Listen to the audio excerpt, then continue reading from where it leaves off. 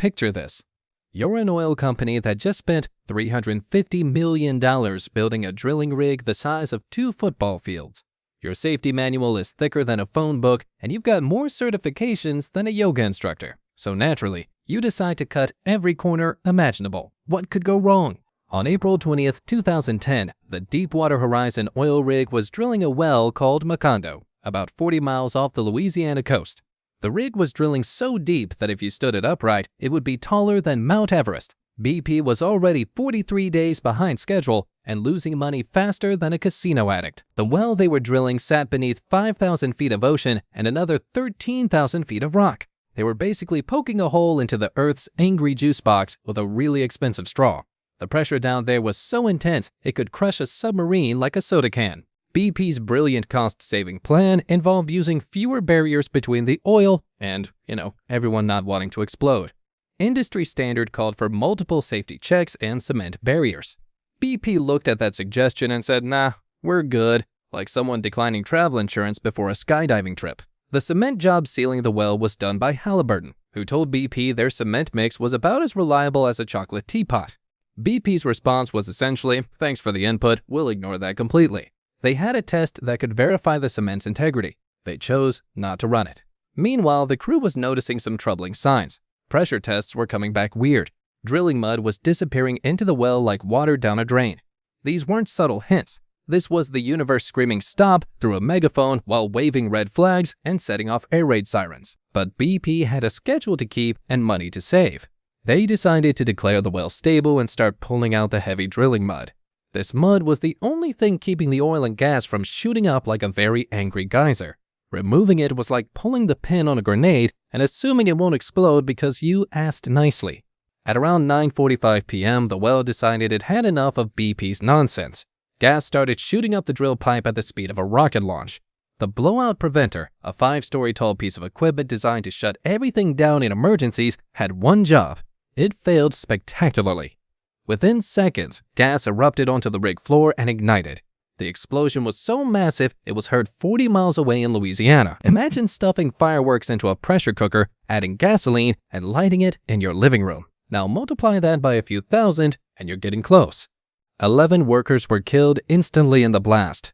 Their names were Jason Anderson, Dale Burkeen, Donald Clark, Stephen Curtis, Gordon Jones, Roy Wyatt Kemp, Carl Kleppinger, Keith Manuel, Dewey Rivette, Shane Rochto, and Adam Wise. They were welders, engineers, and roughnecks doing their jobs while their bosses played Russian roulette with their lives. The survivors had to evacuate a burning platform in the middle of the night in the middle of the ocean while everything around them exploded. Some jumped from heights equivalent to a 10-story building into water covered in burning oil. Their survival instincts kicked in harder than a mule at a veterinary clinic. The rig burned for 36 hours before sinking, looking like a scene from an apocalypse movie. As it went down, the drill pipe bent and broke, leaving the Macondo well wide open on the sea floor. Oil began gushing out like someone opened a fire hydrant in hell. BP's initial estimate of the leak was 1,000 barrels per day. This was roughly equivalent to guessing that Niagara Falls loses maybe a bucket of water per hour. Independent scientists immediately called nonsense. The real number was closer to 60,000 barrels daily. That's 2.5 million gallons every single day.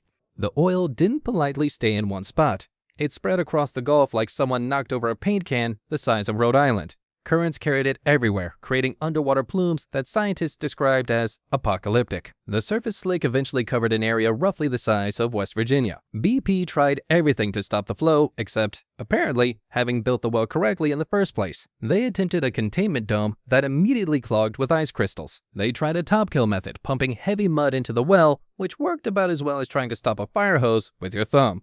CEO Tony Hayward became the face of corporate incompetence when he complained to reporters that he wanted his life back.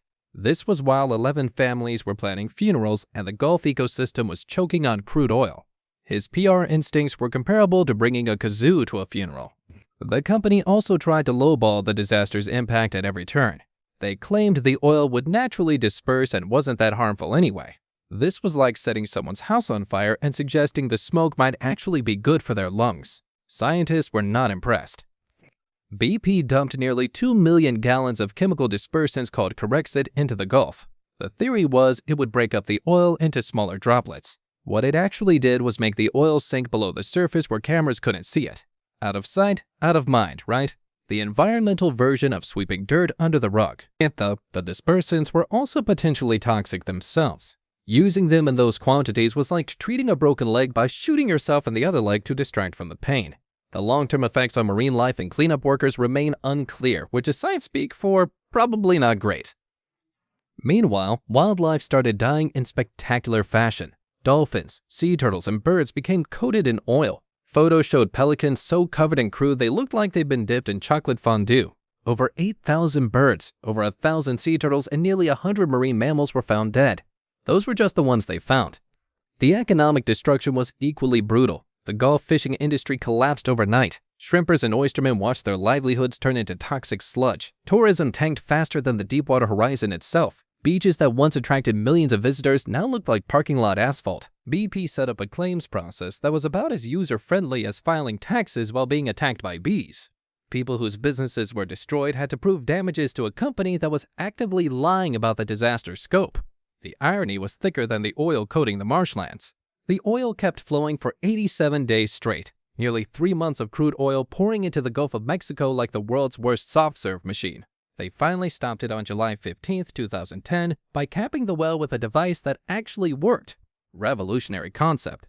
By the time it was over, approximately 4.9 million barrels of oil had spilled. That's roughly 200 million gallons.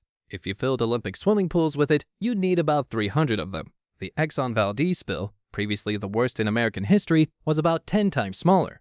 BP had set a new record nobody wanted. The cleanup took years and cost billions. Workers in hazmat suits scraped oil off beaches with shovels. Boats skimmed the surface for months. The Coast Guard coordinated an operation larger than most military campaigns. It was like trying to unscramble an egg, if the egg was the size of a state and on fire. The legal consequences eventually caught up with BP like karma driving a bulldozer. In 2012, they pleaded guilty to 11 counts of felony manslaughter and other charges. The company paid over $65 billion in fines, settlements, and cleanup costs. That's roughly the GDP of a small country getting flushed down the toilet. 11 individuals were also charged with various crimes including manslaughter and lying to Congress. Some went to prison, others got probation. None of it brought back the 11 men who died or restored the ecosystem to its previous state. Justice in these cases always feels like showing up to a burned-down house with a fire extinguisher. The disaster prompted new offshore drilling regulations that the industry complained about extensively. Apparently, being asked to not destroy the ocean was considered burdensome. The rules required better blowout preventers, more safety training, and actual adherence to protocols. Revolutionary stuff. The Gulf itself remains damaged. Scientists still find oil buried in marshes and ocean sediments. Fish populations haven't fully recovered. Dolphins in the area show unusual illness rates. The ecosystem took a punch that it's still reeling from over a decade later. Nature's pretty resilient, but even it has limits. BP eventually rebranded, launched new environmental initiatives, and generally tried to make everyone forget about that time they turned the Gulf into a petroleum soup. Their advertising budget for appearing responsible probably exceeded what they initially wanted to spend on actual safety measures. Funny how that works. The Deepwater Horizon disaster remains a perfect case study in what happens when profit margins matter more than human lives and environmental protection. It's what occurs when companies view safety regulations as suggestions rather than requirements. When executives prioritize quarterly earnings over not creating ecological catastrophes. 11 people went to work that day and never came home because their employer decided saving a few $1 million was worth the risk. Millions of marine animals died because inspectors were either absent or ignored. An entire region's economy cratered because cutting corners seemed like good business. The ocean turned into a crime scene that stretched across 3 states. The rig's name, Deepwater Horizon, now stands as a monument to corporate negligence and regulatory failure. It's a reminder that when companies are allowed to police themselves, they'll often choose profit over safety until something explodes, sometimes literally. The horizon that workers saw that night wasn't the ocean meeting the sky, it was the future going up in flames.